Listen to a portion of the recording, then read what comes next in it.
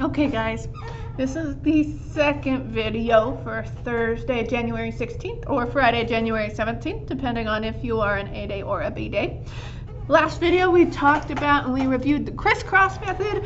If you still don't understand crisscross method and you are in Ms. Watt's class, I personally have YouTube videos linked onto my Canvas page. They are under helpful videos for Unit 8. And you can find one that goes over crisscross method a slightly different way. Sometimes a different perspective helps you out a ton. So go ahead and watch that or rewatch my last video. Right now we're going to introduce what we're actually doing today, which is the polyatomic ions inquiry. So we're going to talk about polyatomic ions. So we're going to turn here to page 20.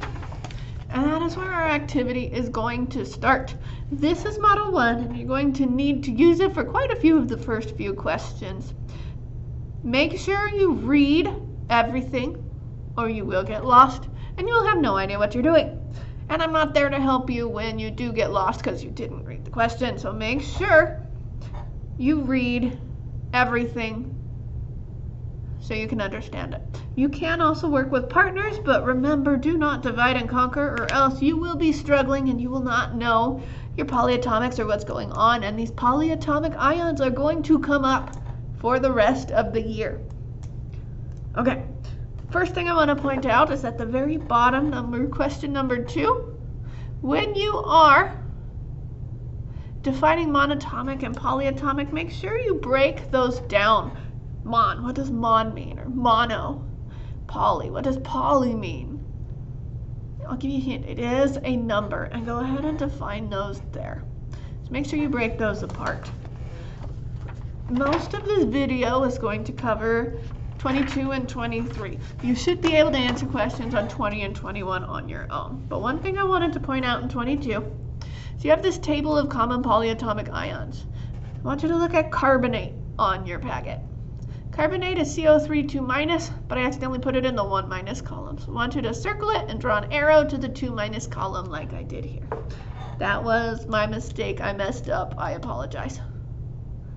Okay, after you do that, I want to draw your attention down here to question 14. You are going to have a quiz over the most common polyatomic ions. All of the ions in that table at the top of page 22 will be free game.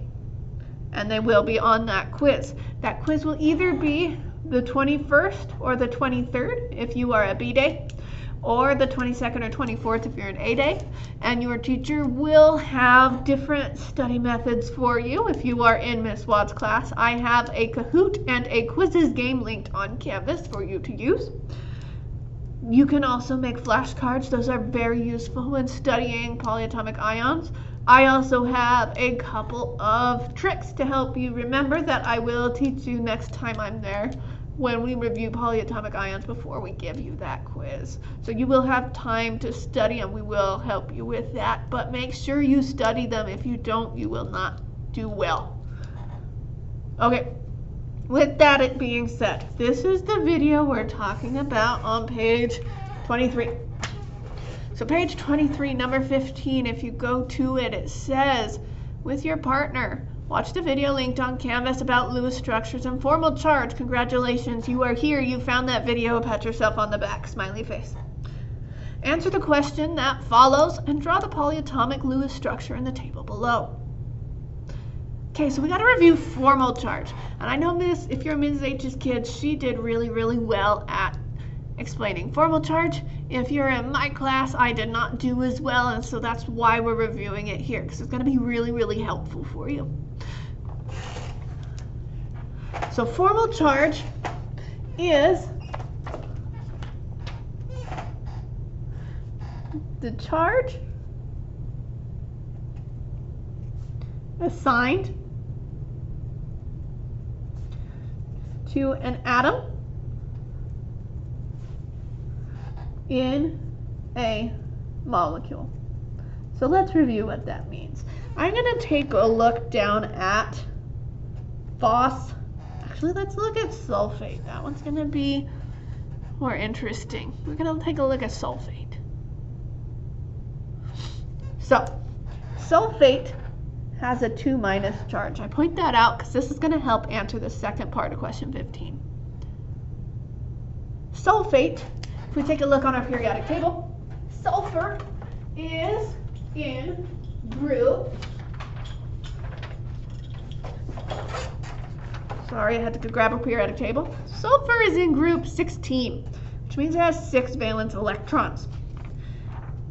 So when we say it has 6 valence electrons, if 6 electrons don't belong to that sulfur atom after we've done this bonding, it's not going to be a happy camper, okay?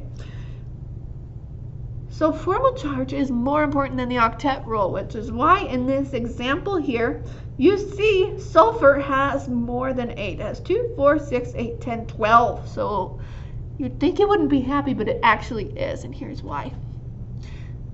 So you are thinking correct. Each line is 2 electrons. But when we do formal charge, remember, we're only doing half of each line because we want the ones that just belong to sulfur.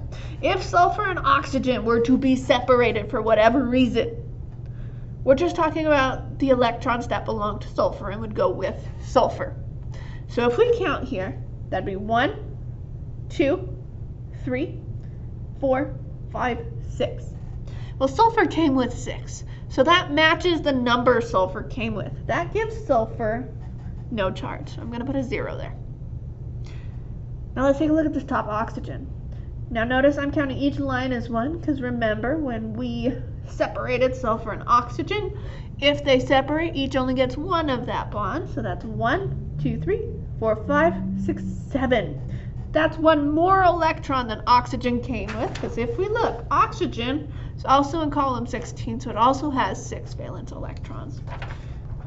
So with that in mind, oxygen has 1 more electron, and electrons are negative. That makes oxygen a -1. This oxygen is the same as that one, so it's also going to be a -1. And let's look at these two. 1, 2, 3, 4, 5, 6. It wants 6, so that's a 0 charge. And the same on this side. Okay, so you see, these 2 formal charges, if we add them up, what does it add up to? That's right, it adds up to -2. So when we're doing formal charge for polyatomic ions, what it has to do with polyatomic ions, the charges are going to add up to the charge of the polyatomic ion. Remember, when you're doing formal charges, this might be new information to some of you, it might be a review to some, you want the least amount of charges possible. And I'll explain that as I draw this Lewis structure for carbonate. So I'm going to draw carbonate for you. You guys will then with your partner need to draw hydroxide, nitrate, and ammonia. Last year we had them do all of them, so be glad you're only doing 3. Also, you were supposed to do phosphate, but I messed up again. So that benefits you. You're welcome. Smiley face. Okay, carbonate. Remember, we start by counting valence electrons. Carbon, as we see, is in group 14. So it's going to have 4 valence electrons. Oxygen, like we saw before, is in group 16. So it's going to have 6. 6 multiplied by 3 is 18. It's going to add 4 plus 18. Remember, there's 2 minus. That means we add 2 electrons because we added that toxicity back into our life. We brought back our toxic girlfriend or boyfriend. And we're going to add all those together. That gives us 24 total electrons. Okay. Sorry, it's a little blurry. My camera's not focusing, but hopefully you can see that. 24 total electrons. Carbon, as always, goes in the middle. And we're going to have 3 oxygens. So far we have 2, 4, 6. Okay, now you have 8, 10, 12, 14, 16, 18, 20, 22, 24. Now a lot of you are going to say this isn't right because carbon's not happy, and you'd be correct. Especially if we follow the octet rule. But carbon's also not happy if we follow formula charge. Let me show you. Carbon, if we separate it from oxygen, only has 1, 2, 3. But we decided it wants 4, so that gives carbon a +1 charge. Each oxygen has 2, 4, 6, 7. So every oxygen is going to have a -1 charge. Now, if we add those up, 3 negative ones is -3, plus a positive one that's -2. So technically it's correct, but that's more charges than we need. So here's what we're going to do. We're going to take, we're going to take this electron pair from one of the oxygens, we're going to double bond it. Not only does that help with the octet rule, which is important, but it also makes it so this oxygen has 2, 4, 5, 6. So we have a 0 charge now. And this carbon now has 1, 2, 3, 4. So now that has a 0 formal charge as well. Now what do you think is better for the atom? 4 charges or 2 charges? Well, remember, atoms are lazy. They want to do the least amount of energy. So it's going to take less energy for 2 charges than 4 charges. Remember, this is an ion. So after you draw your Lewis structure, you need brackets and the charge on the outside. -1 plus -1 is a -2. Okay, now here's what you're going to do. We're going to work on pages 20 through 27 in your packet today. That's all about polyatomic ions. Remember, you will have a quiz on the most common polyatomic ions, that table on page 22, sometime next week. So make sure you're studying those. There are study helps for you on Canvas if you would like to utilize them. I do not expect you to get through 20 through 27 today.